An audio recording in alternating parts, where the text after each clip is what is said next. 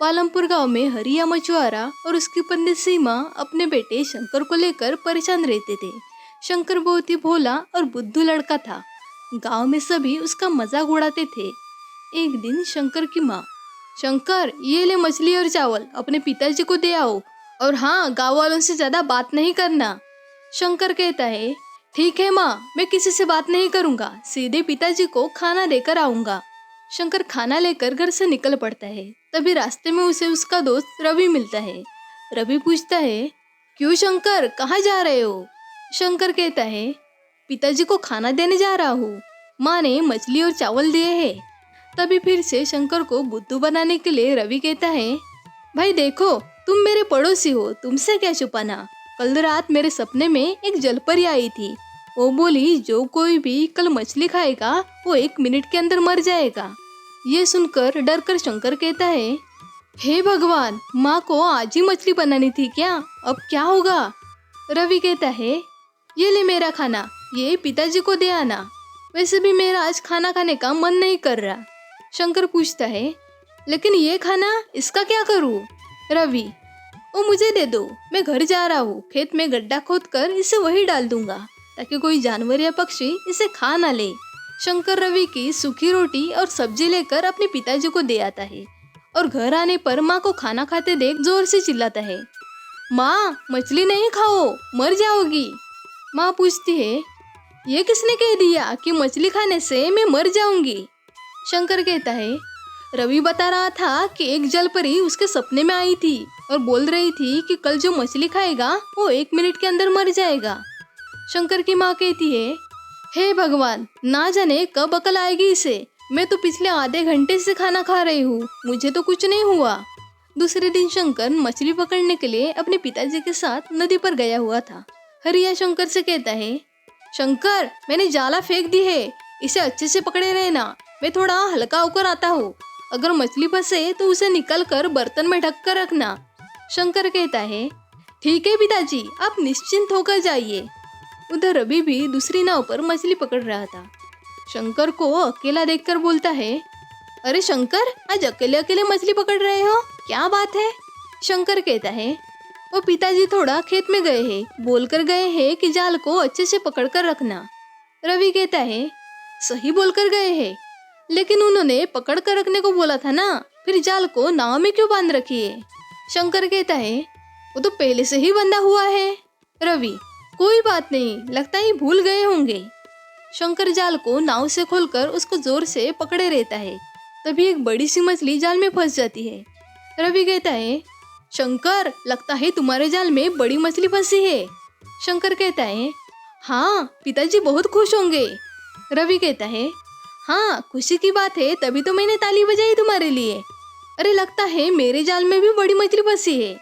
शंकर कहता है, अरे वाह, आज तो बड़े अच्छे दिन है। रवि कहता है, लेकिन मुझे मछली मिलने पर तुम्हें खुशी नहीं हुई लगता है, तुमने ताली नहीं बजाई, जबकि तुम्हें मछली मिलने पर मैंने ताली बजाई थी। शंकर कहता है, अरे ऐसी बात नहीं है, ये लो, मैंने भी ताली बजा दी। शंकर जैसे ही ताली बजाता है, जाल उसके हाथों से छूटकर मछली के साथ नदी में बह जाता है। ये देखकर रवि हंसने लगता है। तभी शंकर के पिताजी हरिया वहां पहुंचकर देखते हैं कि जाल नदी में मछली सहित बहा जा रहा था और शंकर ताली बजा रहा था। हरिया गुस्सा होकर कहता है, मूर्ख कहीं का, मछली भी गई और जाल भी, जाओ अब घर जाओ। ऐसे ही कुछ दिनों बाद गांव में महायज्ञ हो रहा था। गांव के सभी लोगों को कुछ न कुछ जिम्मेदारी सौंपी गई थी। सरपंच कहता है, राजा के आगमन पर फूल की वर्षा शंकर करेगा। शंकर, तुम्हारा काम बहुत ही महत्वपूर्ण है, चाहे कुछ भी हो जाए, तुम पेड़ पर बने मचान से इधर उधर नहीं जाओगे और ना ही फूल किसी और को दोगे। शंकर कहता है, सरपंच चाचा, चाहे जो कुछ भी हो जाए, मैं अपने काम पर ही ध्यान दूंगा।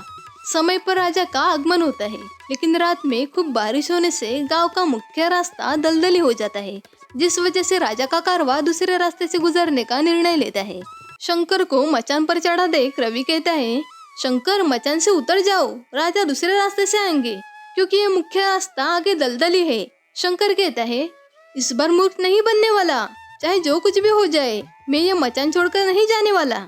रवि कहता है, देखो भाई, माना कि हम तुम्हें बार बार बुद्धू बना रहे हैं, लेकिन इस बार सच बोल रहे हैं। राजा के मामले में झूठ बोलकर मृत्युदंड लेना है क्या? अगर मचान से नहीं उतरोगे तो फूलों की टोकरी हमें दे दो। शंकर कहता है, हमें मूर्ख समझा है क्या? कल ही सरपंच जी सभी के सामने बोल चुके हैं कि फूलों की टोकरी किसी को मत देना और ना ही तुम मचान से उतरना। तभी रवि के पिताजी किशन वहां जाकर कहते हैं, रवि तुम लोग यहाँ पर क्या कर रहे हो?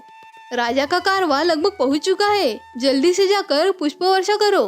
रवि कहता है, पिताजी ये शंकर ना ही मचान से उतर रहा है और ना ही हमें फूलों की टोकरी दे रहा है ताकि राजा पर पुष्प वर्षा किया जाए। किशन एवं गाँव वालों के लाख समझाने के बावजूद भी शंकर मचान से नहीं उतरता और राजा बिना स्वागत के गांव में प्रवेश कर जाते हैं। दूसरे दिन पंचायत में सरपंच, कल जो हुआ वो नहीं होना चाहिए था। एक लड़के के कारण गांव की सारी इज्जत मिट्टी में मिल गई। रवि कहता है, जी सरपंच चाचा, बार बार यही रट लगाया रहा कि सरपंच चाचा ने मुझे यहाँ से हिलने के लिए भी मना किया है। सरपंच कहता है, गांव के सारे लोगों की सुनने के बाद पंच ने ये निर्णय लिया है कि शंकर को इस गांव से निकाल दिया जाए ताकि इसकी मूर्खता के कारण आगे और भी जगहसाई ना हो। शंकर कहता है, सरपंच चाचा, मैं आज तक इस गांव से बाहर नहीं गया हूँ। मैं बाहर जाकर क्या करूँगा?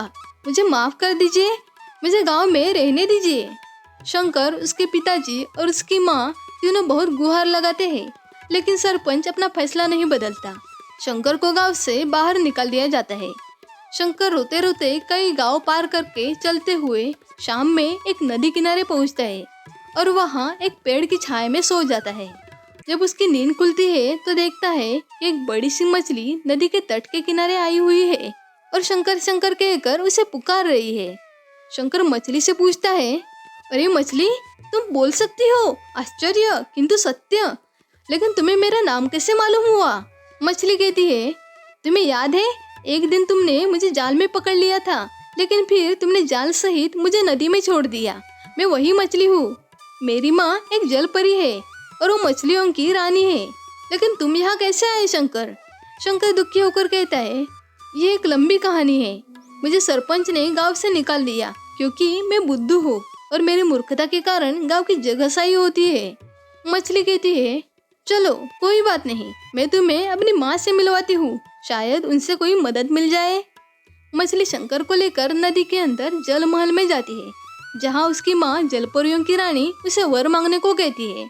शंकर जलपरी से कहता है, जलपरी रानी, अगर आप मुझे सचमुच वर देना चाहती है तो मुझे बुद्धिमान बना दीजिए ताकि मैं अपनी बुद्धि से अपना परिवार और गांव का नाम रोशन कर सकूं। जलपरी खुश होकर कहती है, तुम चाहते तो मुझसे हीरे जवाहरात भी मांग सकते थे, लेकिन तुम्हारे भोलेपन को देखकर मैं बहुत प्रसन्न हुई।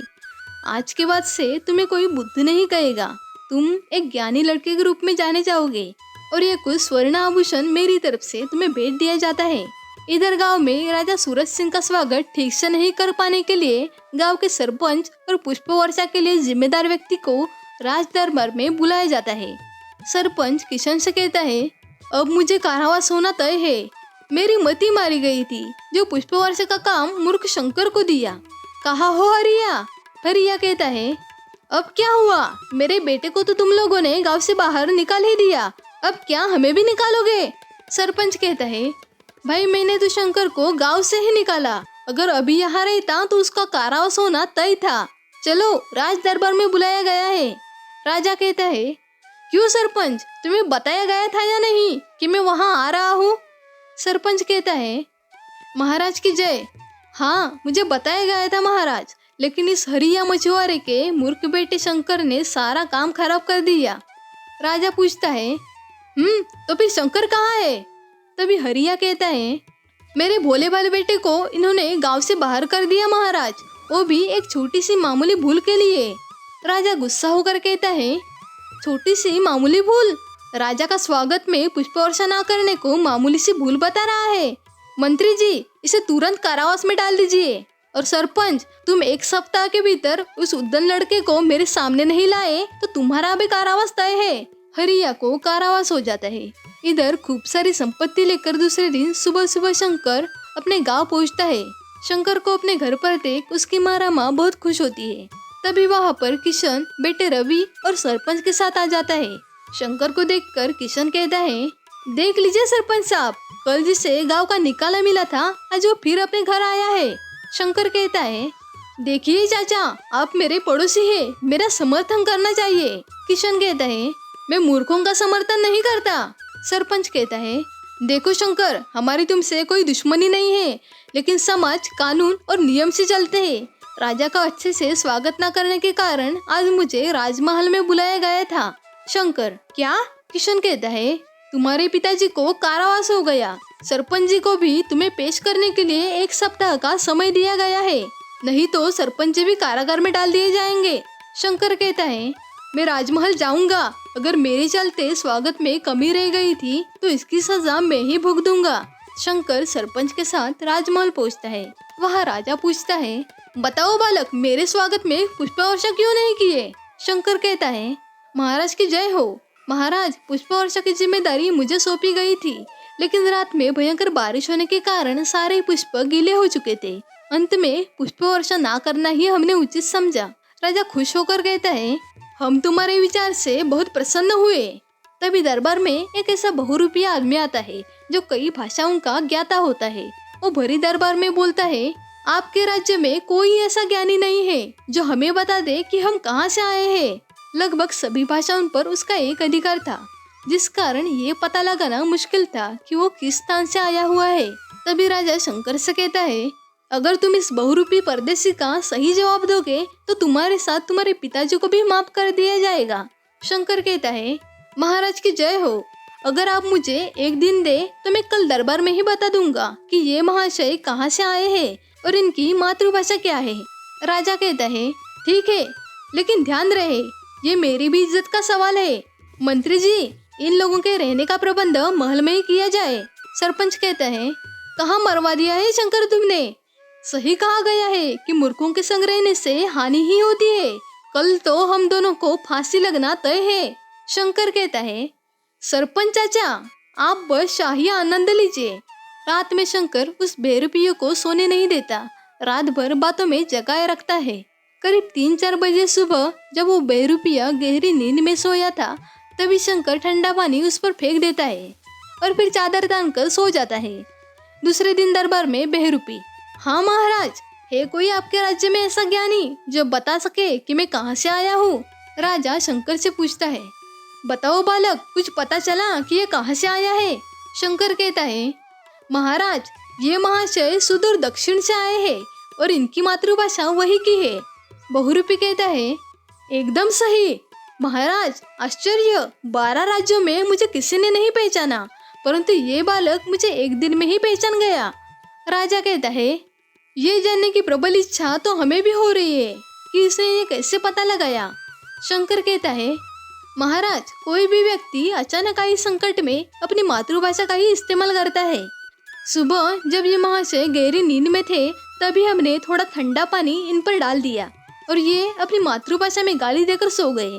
राजा कहता है, वाह, दिल जीत लिया तुमने। आज से तुम मेरे मुख्य सलाहकार नियुक्त किए जाते हो। मंत्री जी, अविलंब इसके पिताजी को कारागार से मुक्त किया जाए। इस तरह गांव का मूर्ख शंकर अपने ज्ञान से गांव का सबसे बड़ा अधिकारी बनकर अपने गांव का नाम रोशन कर देता है। सारे गांव वाले शंकर के जय जयकार करने लगते हैं। दोस्तों, इस कहानी का मोरल ये है कि ज्ञान सम्मान प्राप्त करा सकता है। ज्ञानी व्यक्ति को समाज में सम्मान मिलता है क्योंकि उनके पास दूसरों की मदद करने का ज्ञान होता है। शंकर ने अपने ज्ञान का उपयोग करके राजा के सवाल का उत्तर दिया और उससे सम्मान प्राप्त हुआ। इसलिए हम कह सकते हैं कि ज्ञान वास्तव में सम्मान प्राप्त करा सकता है। दोस्तों, इस कहानी का मोरल ये है कि ज्ञान सम्मान प्राप्त करा सकता है। ज्ञानी व्यक्ति को समाज में सम्मान मिलता है क्योंकि उनके पास दूसरों की मदद करने का ज्ञान होता है। शंकर ने अपने ज्ञान का उपयोग करके राजा के सवाल का उत्तर दिया और उससे सम्मान प्राप्त हुआ। इसलिए हम कह सकते हैं कि ज्ञान वास्तव में सम्मान प्राप्त करा सकता है। दोस्तों, ऐसी ही और कहानियाँ सुनने के लिए हमारे चैनल को सब्सक्राइब कीजिए और बेल आइकन भी प्रेस कीजिए। मिलते हैं आपसे अगली कहानी में, तब तक के लिए बाय।